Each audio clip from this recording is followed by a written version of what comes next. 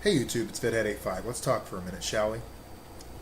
So I recently saw that Florida's mandatory drug law for um, recipients of food stamps and cash assistance was ruled unconstitutional based on, I believe, the Fourth Amendment illegal search and seizure. Now, the reason that I think it's a bad idea, period, is because of 87,000 recipients who were tested in Arizona. Only one person came back with a positive result. They say $560, but the administration of the test was in the millions. Not only that, but it is a giveaway to people like Rick Scott, who signed the Florida law, and he owned testing companies that would have stood to benefit from that kind of a law, and he signed over his share to his wife in order to avoid any conflict of interest. Now, not only that, but the litigation on that had to have been maybe in the thousands, maybe tens of thousands, or probably hundreds of thousands.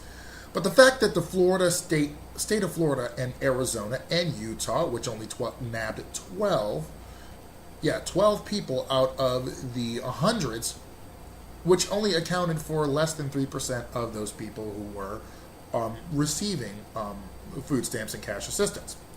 So the simple fact is that this goes to the welfare queen narrative that Ronald Reagan pushed in 1980 when he was trying to talk about the need for reform. But the fact is the reform was only to whet people's appetites and count on a myth in order to win votes in the November elections. Not only that, but the simple fact is America hates its poor.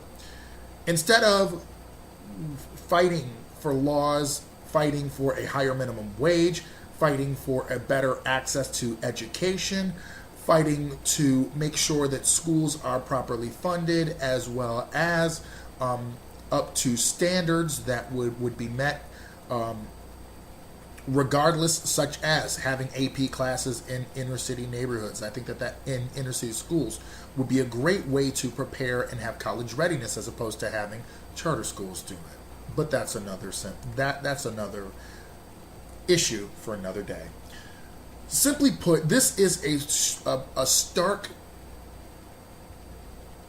singling out of poor individuals. Simply put, if I'm going to be tested for food stamps, am I going to be tested for unemployment? Because I paid into food stamps as well, because I work. Now, I needed food stamps at one time when I was unemployed. So should I be tested for my unemployment as well, even though I paid into that? And I paid into food stamps when I was working. Should I also be drug tested for Medicaid, for any college grants that I would receive, loans? Should the agricultural community be tested before they get farm subsidies? Yes, these are people who are receiving benefits, taxpayer benefits, and do not get drug tested. What about Congress? What about governors? What about people? What about civil servants? Should they also be tested before they get their jobs and continually tested until the drug runners among them are flushed out? Simply put, it is, along with being black in America, it is dangerous to be poor in America.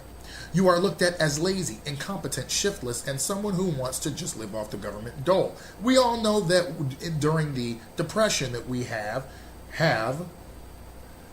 many people's houses were foreclosed on, and they faced one simple question.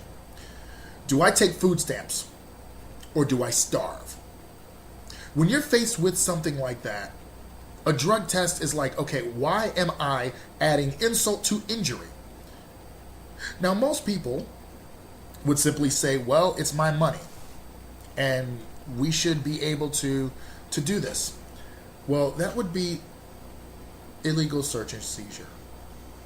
And not only that, but they do not have any probable cause other than the fact that you are going in there for assistance.